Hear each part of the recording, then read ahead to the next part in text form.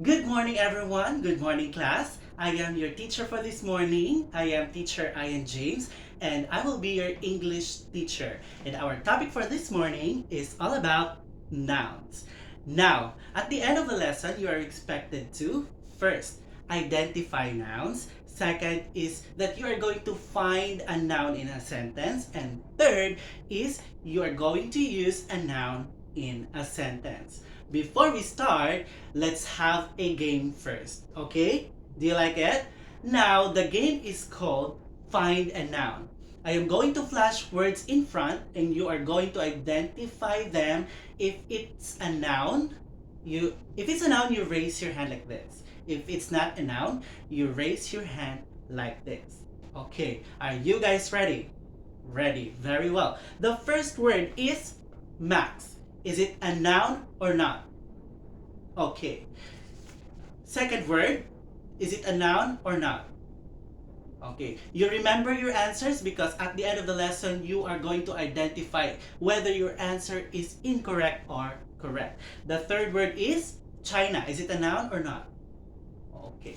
The fourth word is Earth. Is it a noun or not? Okay. And the last word is jump. Is it a noun or not? Okay. Very well. Now, our topic is all about noun. Who has an idea of what is noun? Yes, anyone from the class? Yes, very good. You stand up. What is noun? Okay, very good. She said that noun is a name of place. Very good. Noun is a naming word. It is naming a person, a place, things, or events. Okay, so here are examples of noun. So we have here name of a person. Okay, when you say mother, you say mother. Mother is a noun. Also, we have doctor. You repeat after me. Doctor. Doctor, very good. Friend. Friend, very good. Nurse.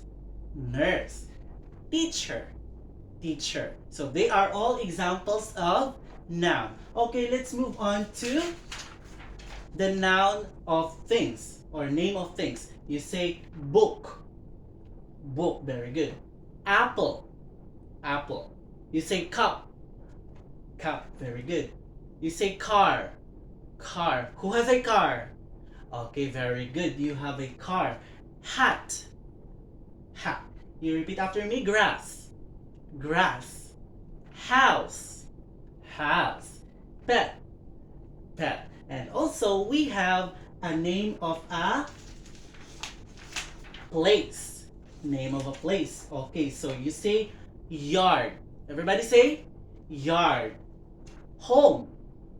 Home. Everybody say school. School. City. City. And park. Park. And another one is zoo. Okay, so these are all examples of nouns. Did you get it? Okay, very good. Okay, do you have any questions, clarifications? None so far. So, again, what is a noun?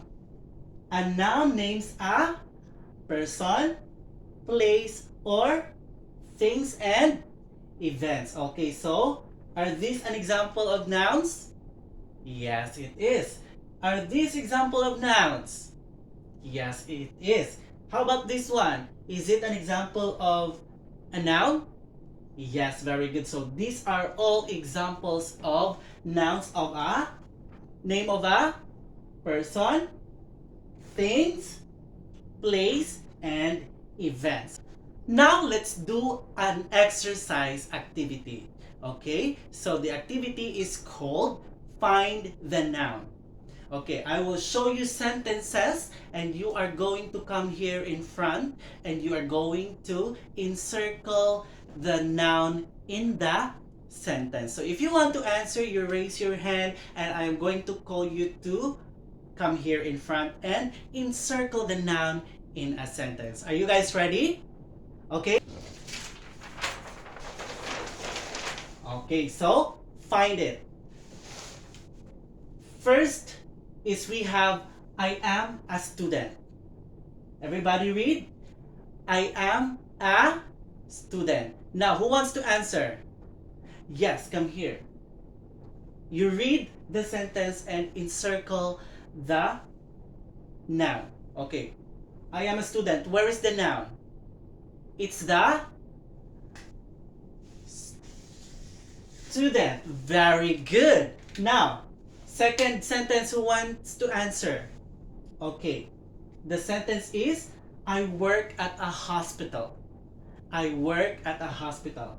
Where is the noun? It's the hospital. Very good.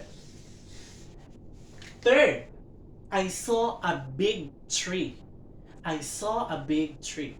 Where is the noun?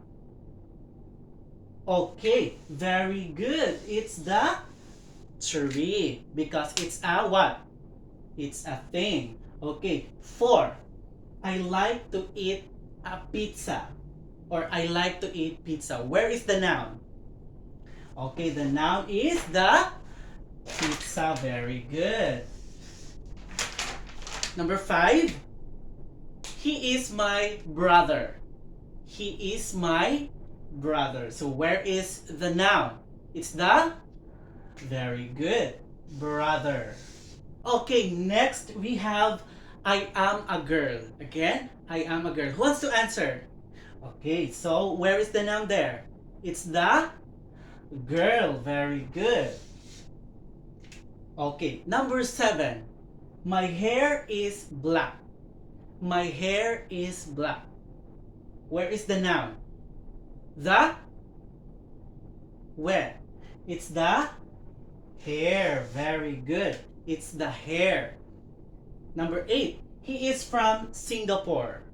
He is from Singapore. Where is the noun?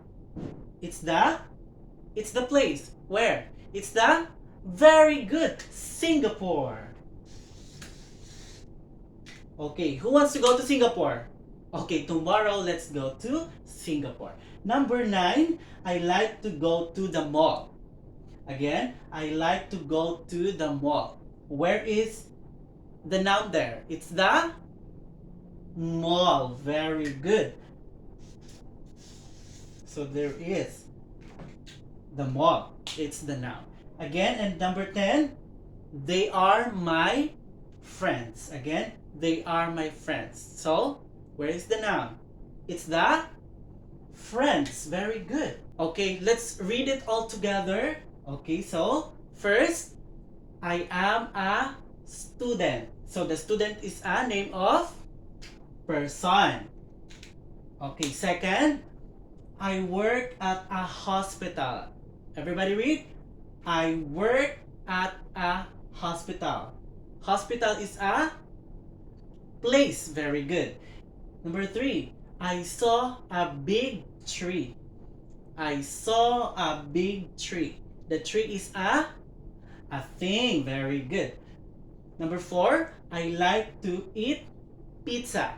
Again, I like to eat pizza. Pizza is a thing. Very good.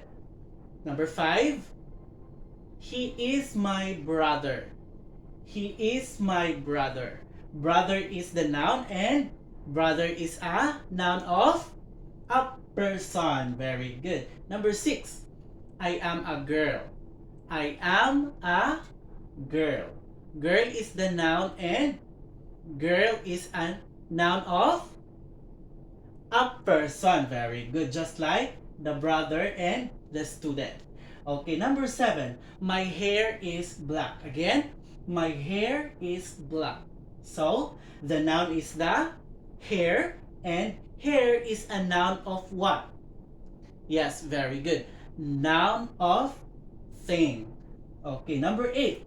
He is from Singapore. Again, he is from Singapore. The noun is Singapore, and Singapore is a noun of place. Very good. And number 9, I like to go to the mall. I like to go to the mall. The noun is the mall, and the mall is a noun of place. Very good. Number 10, They are my friends. Again, they are my friends. Now let's go back to our examples earlier before we started our lesson. Okay, so Max is a noun. Who answers noun? Who answers like this? Yes, very good. So you get it right. Max is a noun because it's a name of a person. Yes, very good.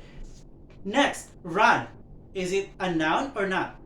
Yes, it's not a noun because it's a verb. Very good. Next, we have China. China. Who has been to China? Is it a noun or not? Yes, very good. It's a noun. And next one is the earth. Where do you live? In the earth. Is earth a noun or not? Yes, it's a noun. Very good. And another example is jump a noun or not a noun? Who answers noun? Okay, it's not a noun. Very. I will give you 5 minutes to compose a sentence using a noun, and after that, you are going to read your sentence in front of the class, one by one. Yes. Any question? None so far? Very good. Okay, your timer starts now. Okay, thank you so much. Give yourselves a round of applause. You guys did an amazing job this morning. So that is our lesson for today. It's all about nouns. Thank you so much for listening and see you all again tomorrow.